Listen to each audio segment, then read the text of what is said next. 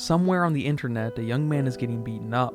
It might appear he lost a fight, but he started it, because he understands with the instinct of someone who grew up online, that the platform pays for reaction before it pays for verification, that outrage moves faster than reflection, that a scrolling audience needs something interpretable enough to consume in the half second before they blink.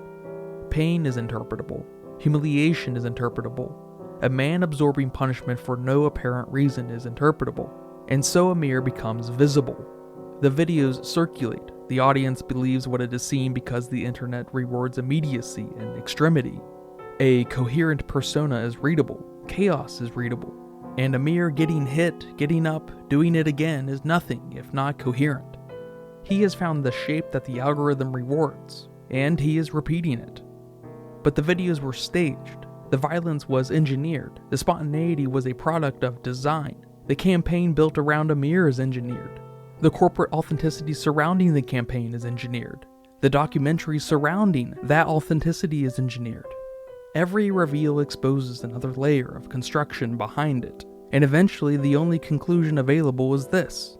There may not be a final authentic layer waiting underneath at all. Every time the film appears ready to land in reality, it lands instead in another presentation of reality, another frame, another reshoot, another strategy. The recursion is not stylistic, it is the shape of the thing being described. Collapsonomics. Societies on the verge of a nervous breakdown, and how to benefit from these collapse conditions. An excuse to justify manipulation. Gormcore. A food culture characterized by refined, healthy, and ecological variants of traditional consumer goods. A catalyst for counterculture. Scalable. The potential of a basic idea to grow and spread, preferably with minimal resource requirements. The means to an end. This is the anatomy of engineering, not the engineering of a product, not even the engineering of a campaign, the engineering of the conditions under which people make decisions, the invisible architecture of attention, anxiety, and desire that determines what circulates, what survives, what becomes real enough to be consumed. Brady understands this the way a surgeon understands the body, not with awe but with working knowledge. He knows where the pressure points are. He knows how to invent pressure points that were never there. He knows what a society looks like when it is about to crack, and he knows how to crack a status quo. 3 words, a diagnosis, a pivot, a promise, the entire logic of modern brand strategy compressed into a Newtonian homework problem, delivered with the calm of someone who has already done the math. Collapsonomics identifies the wound. Gormcore identifies the aesthetic that heals it, or appears to. Scalable identifies what makes the whole thing worth doing. Sheila, sitting across from him, hears a rant, the words of the institutionally illiterate. She processes the world in the language the system gave her, trends, vibes, the emotional temperature of a room, predetermined belief. She is what the machinery produces when it produces a person, a perfect candidate to perpetuate it, a mouthpiece with no need to understand the mouth, only deaf ears. Brady sees the architecture of attention, demographics, behavioral pathways, engagement vectors, the statistical predictability of human response to stimulus. He knows that male-dominant audiences pay for violence, that other audiences pay for sex, romance, humiliation, the performance of authenticity. He knows that none of this carries moral weight inside the model, only the weight of engagement. The variables are interchangeable. Amir knows the same thing, he just knows it inside his body rather than a boardroom. He learned it empirically through trial and error, through the feedback loop of posting, and watching the numbers move. He found the same blueprint Brady found from the other direction, just with no budget. The only real difference between them is scale. Kathy asks Amir the question after an instance of comfort and confusion. What if you were here right now but genuine? Perhaps the most disabling line in the film, genuine compared to what? A self untouched by spectatorship? A behavior uninfluenced by cameras, strangers, platforms, and the awareness that this moment may later be circulated? To know you are being perceived is already to begin designing yourself for perception. The cameras don't even need to be there.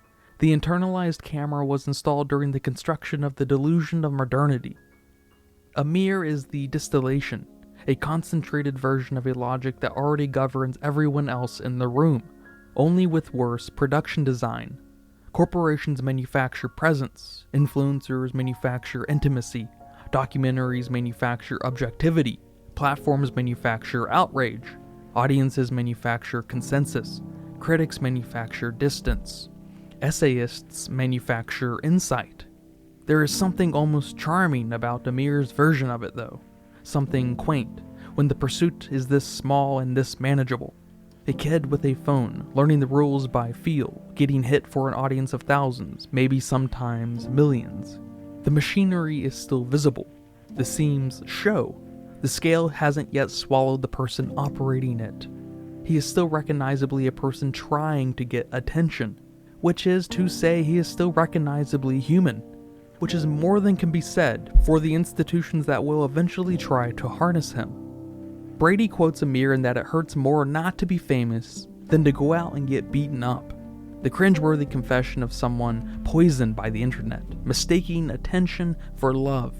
A line you might quote unkindly, because what is being described is not vanity, it is not narcissism, it is something closer to ontological proof. To be ignored begins to resemble non-existence.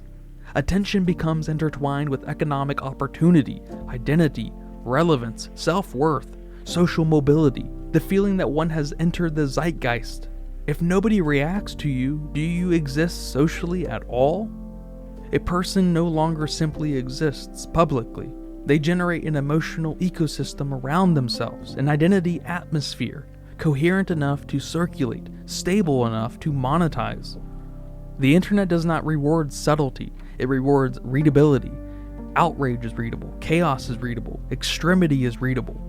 And once you understand that, you stop being a person and start becoming a recognizable shape, a costume that people can identify in the half second it takes to scroll past. Once audiences become exhausted by obvious performance, the internet learns what authenticity is supposed to look like. Messiness, vulnerability, confession, imperfection, transparency, freshness, the unfiltered post. The voice cracking at the right moment. These two become repeatable and then marketable. Even self-awareness becomes branding. Even critique becomes positioning. Even the confession that one is performing becomes a performance of greater honesty than those who haven't yet confessed. There is no clean place to stand. This is why the word genuine, when Kathy uses it, lands so heavily. To declare yourself real is already to understand the market value of appearing real. Sincerity arrives premeditated. And this is the precision of the film. It is describing a world where authenticity has not been destroyed, but aestheticized, turned into another recognizable form, another legible shape, another thing the algorithm can identify and reward and eventually exhaust. Amir tells the documentary director that something didn't happen the way they're staging it. The director says, yes, but this version communicates the idea better. That exchange contains the entire film. Because the reconstructed version will communicate this idea better. Narrative coherence is more emotionally legible than factual chronology. Audiences need events to be shaped before they can feel them. Messy reality has to be reorganized into consumable causality before it can move through the bloodstream of an audience. The documentary is not a record of what happened, it is an engineered version of what happened, optimized for emotional and social output. Branding with cinematic grammar.